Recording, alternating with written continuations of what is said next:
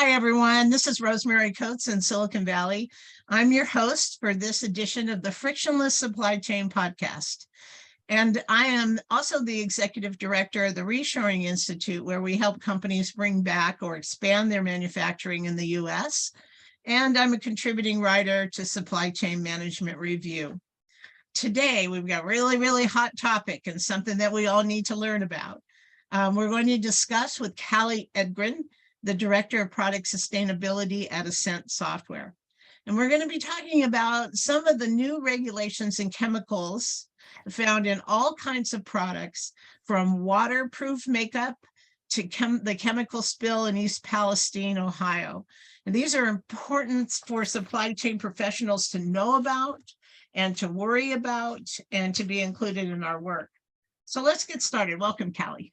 Thank you. Thanks for having me. Are you in Milwaukee today? I am in Milwaukee. I'm Wisconsin born and bred, and up until my current employer, I've spent a lot of time in Wisconsin manufacturing. Ah, okay. Very good. Well, we're going to let you tell us all about that. I'm interested in your background and how you came to be working in sustainability and regulatory compliance. Can you give us a little background? Yeah, absolutely. It's a bit of my origin story with how I got here. I actually studied industrial engineering at the University of Wisconsin. So I've always been very interested in manufacturing. And in fact, while I was at the university, I interned for Rayovac company. Now, I was an industrial engineer, but I interned in the environmental department. So this was really my first, involvement with some of the environmental side of operations versus how things are assembled.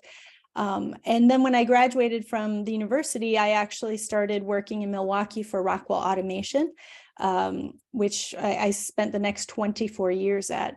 So the first half of that time, I worked mostly on the operations side. So I worked in the environmental health and safety department. I spent a lot of time focusing on ergonomics and electrical safety and chemical safety. And then I had an opportunity to switch sides, so to speak, in the compliance world.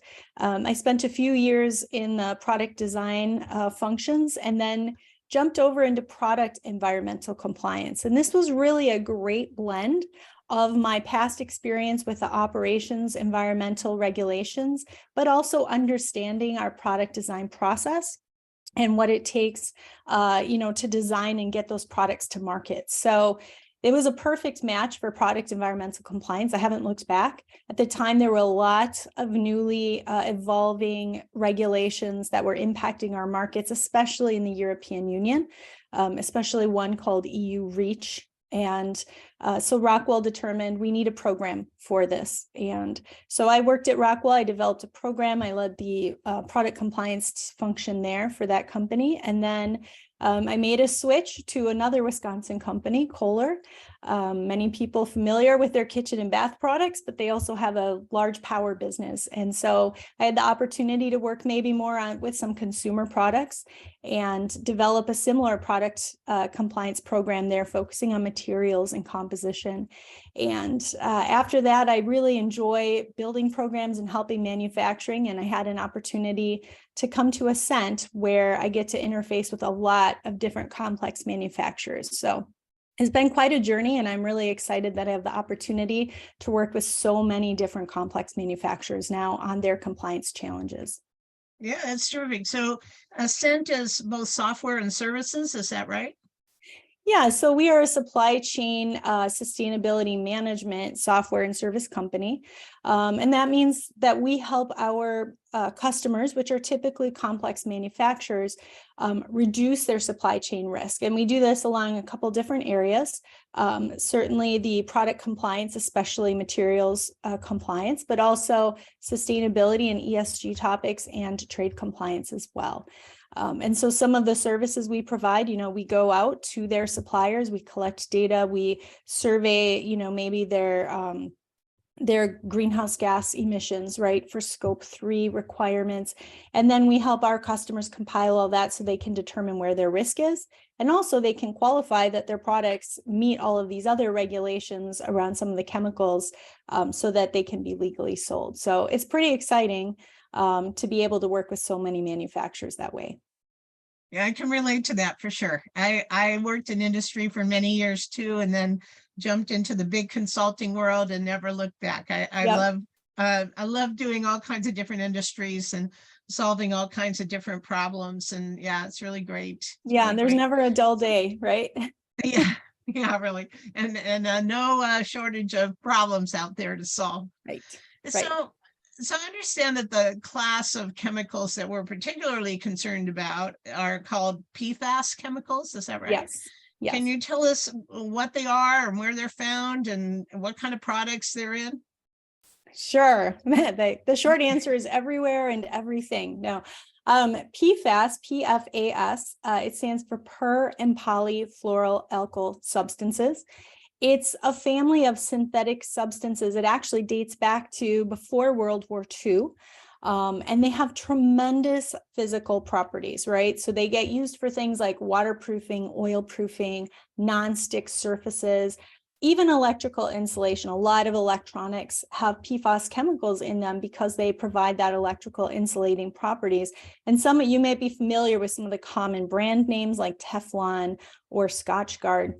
Now, these have been around for a long time, right? So over roughly 80 years, there have been a lot of different applications developed.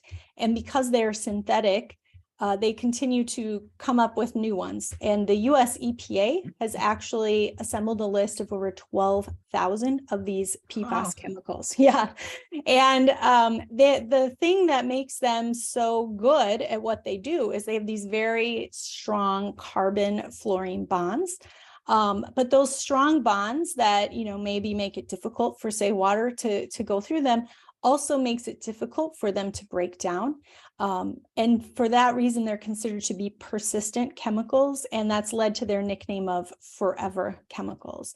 Now, a lot of these materials, like if you think of asbestos, right? They have some great physical properties, and PFAS have great physical properties, but there are also a lot of health concerns around PFAS, just like with asbestos. And these chemicals have been linked to a lot of different health effects, like liver cancer or low birth rates, or even vaccine resistance. And just to further, scare you, it's estimated that roughly 99% of humans do have PFAS in their blood. And this is showing up in our water supplies, in soil, and even in the air. So they are very persistent, and they are difficult to break down. And one of these chemicals in particular, one of the very first ones, is called PFOA, or sometimes referred to as C8.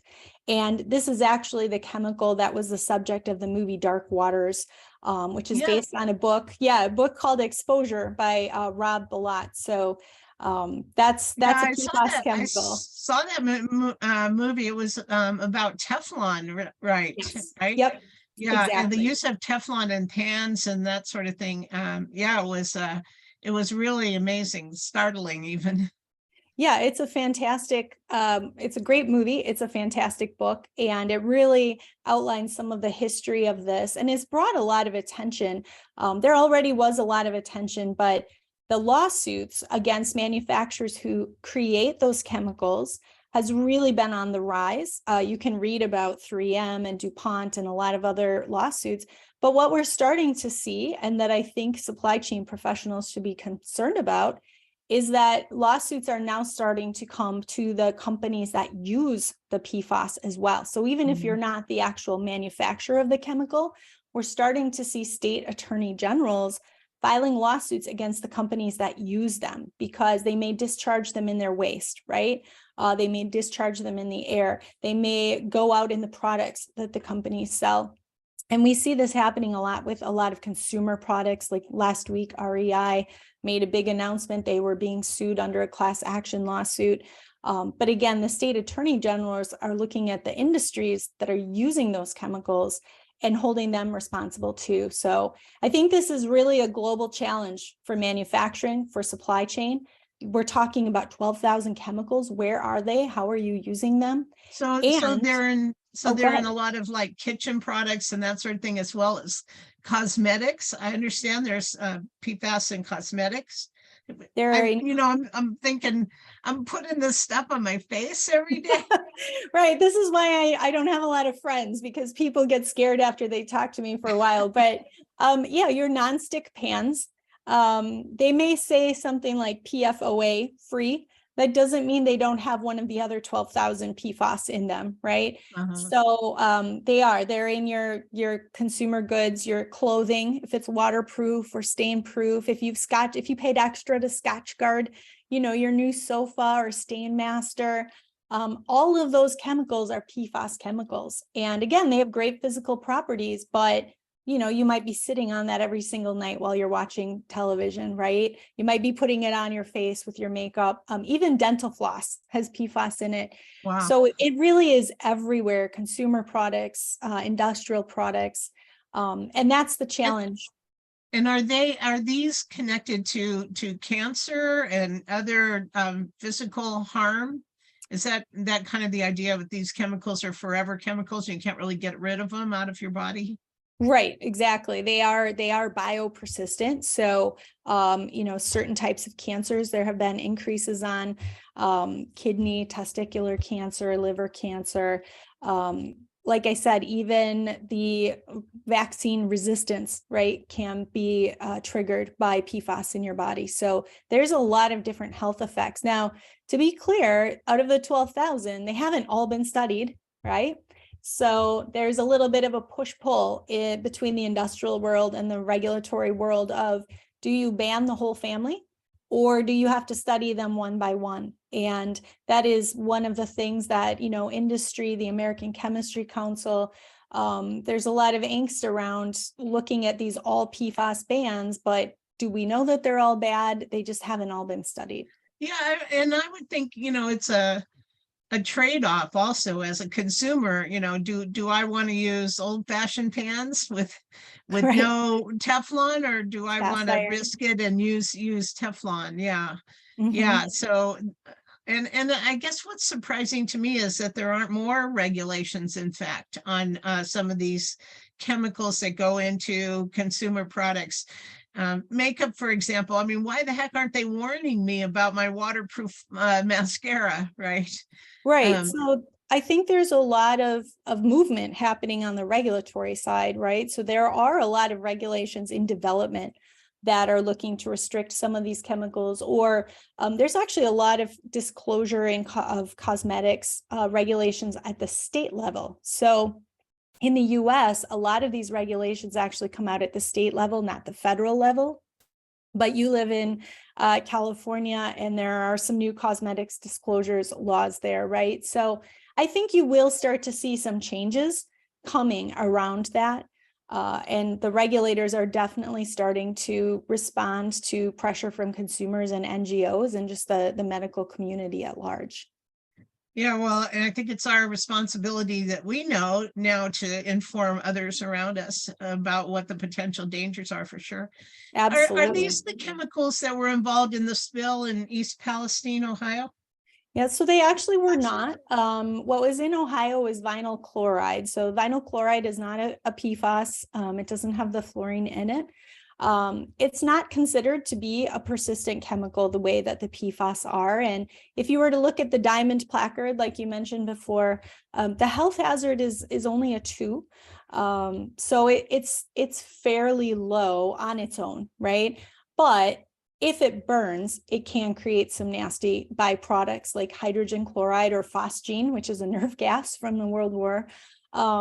So, they feel it was not in the air after this derailment, or people would have had immediate effects. But of course, there's a lot of nervousness about it, and a lot more studies are still being done. The US and Ohio EPA have both said it's safe, but residents are reporting symptoms too. So I think there's still a lot we don't know.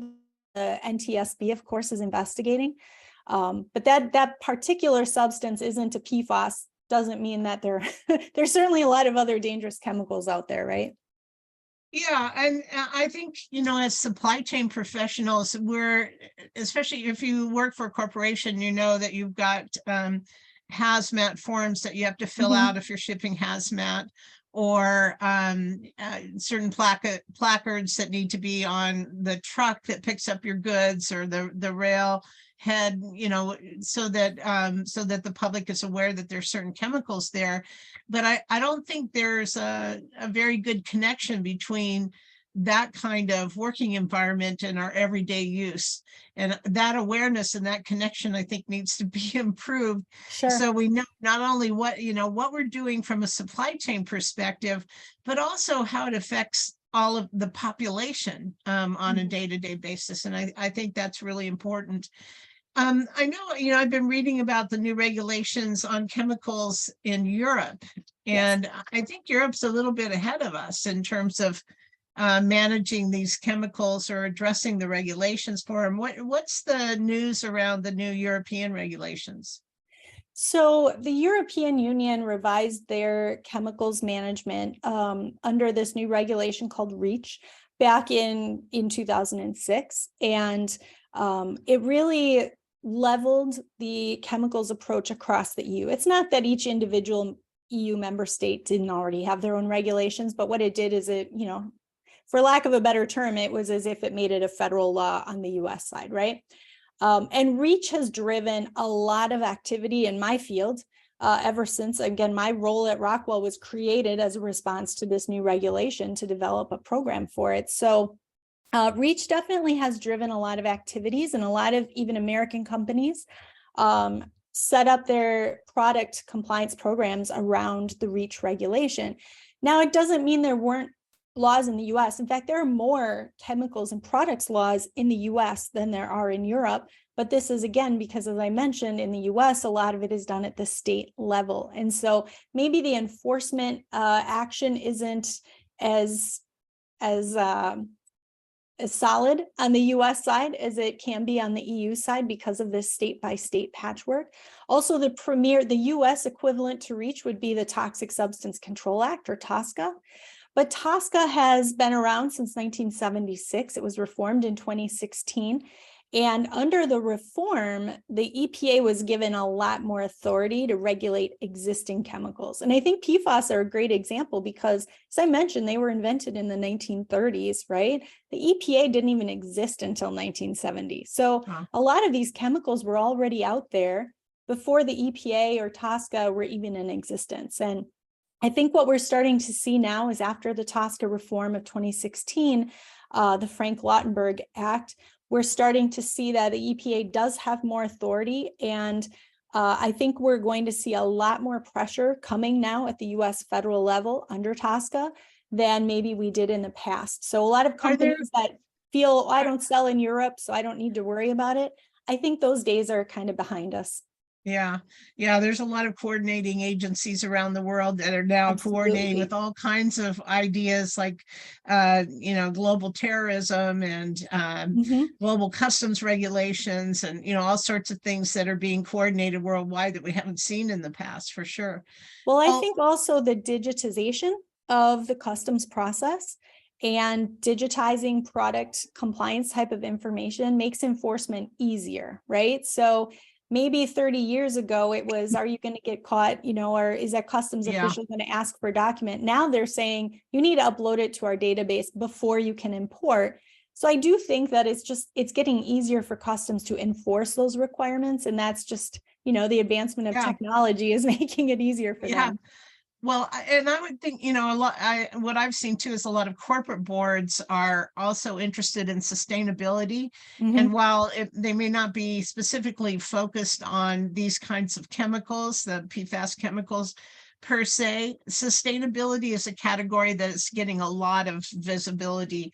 And not only with respect to a green environment going forward and global warming, but also harmful things that can happen if customers use a product or that, that has something harmful in it. Yeah. So there's a lot more awareness in general. But as supply chain professionals, and so, now we're talking about both in an industry as a supply chain professional is working to either buy products for production at your facility, so the purchasing agents and Mhm. so forth, as well as transportation, logistics, warehousing people that have concerns about handling products and what it is that they're handling, and transportation and logistics providers who need to address safety issues and make sure that, your train doesn't go off the rails, right? I Right, mean, right, or there's right. a truck accident. Yeah, I mean, these are concerns for supply chain professionals. So can you explain how Assent can help either through your consulting services or the adoption of the software that helps control these kind of functions within a corporation? Yeah, I mean, they're definitely, the bigger the company, the more siloed those functions sometimes are, right? I like to use lithium batteries as an example. Lithium batteries have a lot of different challenges. They definitely have a safety challenge, right? They're considered dangerous goods. They have special transportation requirements. But oftentimes the logistics people may not be aware that there's a lithium battery in something, right?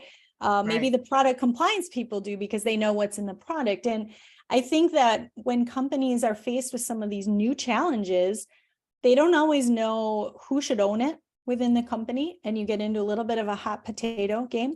And they may just not be aware. There's a new requirement in France. I mentioned the REACH regulation.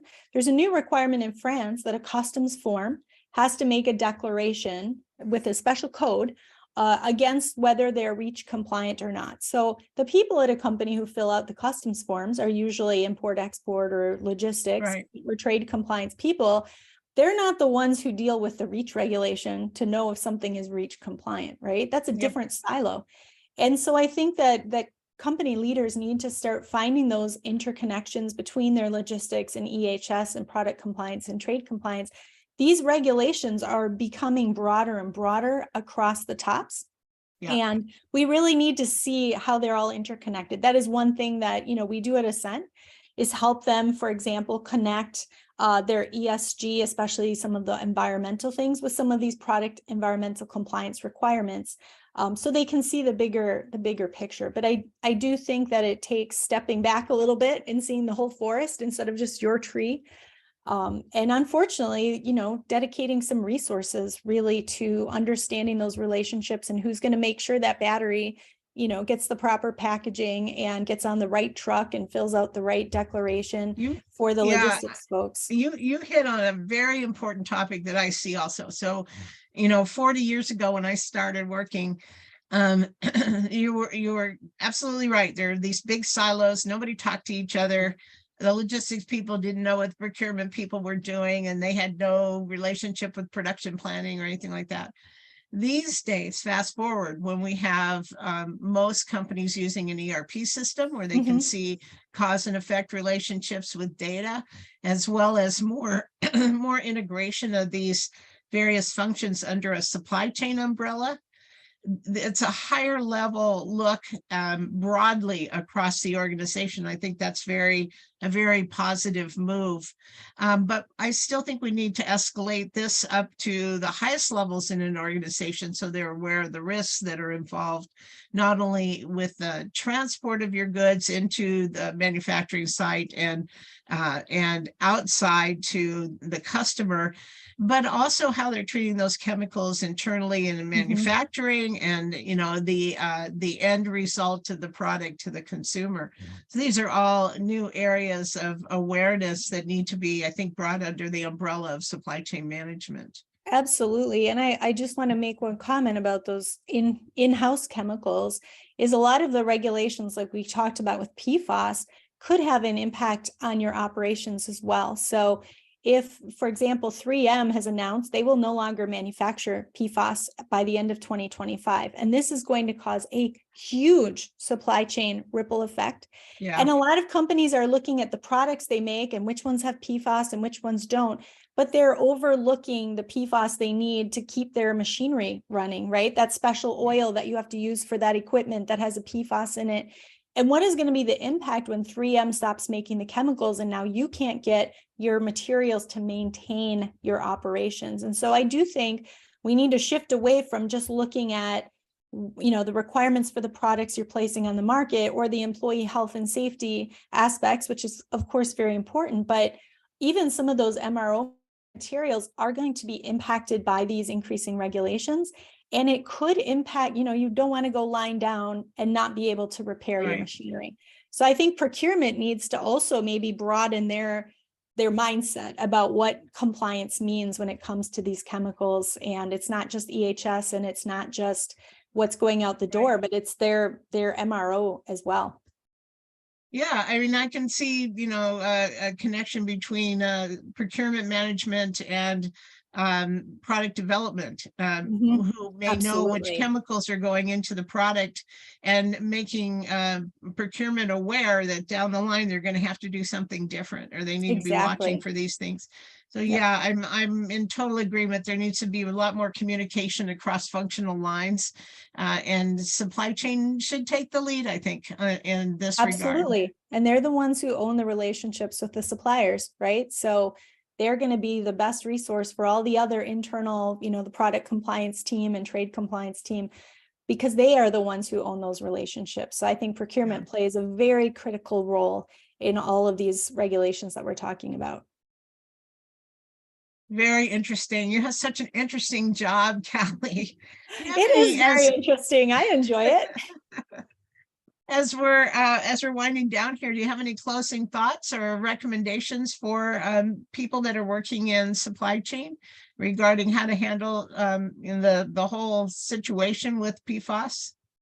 Well, I do think it's important that they figure out where they're using it, right? Because to me, after the 3M announcement, I don't even feel like the regulations are the big driving force, although there are certainly state laws that are already in effect. But I'm really worried about my customers not being able to maintain their manufacturing lines. And I just think that's one of the gaps that people aren't thinking of. And so, I encourage our customers, of course, you need to know what's in the stuff that goes into your products, because you need to be able to legally sell your products, or you don't have a business, right? But you need to make sure that you're looking at those other materials as well. And so for procurement folks used to dealing with some of those other regulations, we just need to broaden our mindset as to what the impact of this PFAS litigation and legislation is going to mean. And again, because they're the ones who own the relationships with the suppliers, for better or for worse, I think procurement has a very key role to play in this whole PFAS story. Yeah, terrific. Well, thank you so much, Callie, for joining us today. It was really interesting to talk to you. Thank you for having me. Can you please give us your contact information if listeners want to get in touch with you or learn some more about Assent?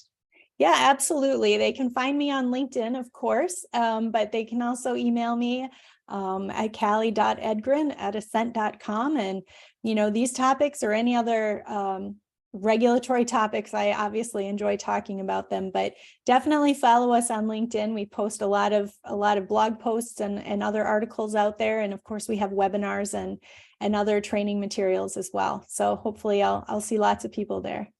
Okay, great. Thank you. And you can listen to more supply chain frictionless podcasts posted on Supply Chain Management Review's landing page, iTunes, Google Podcasts, Spotify, or wherever you get your podcasts. And you can reach me, Rosemary Coates, at rcoates, RCOATES, at reshoringinstitute.org, and visit our website, www.reshoringinstitute.org, where we publish all of our research on manufacturing in America. Thanks, everyone. Have a great day. Thank you.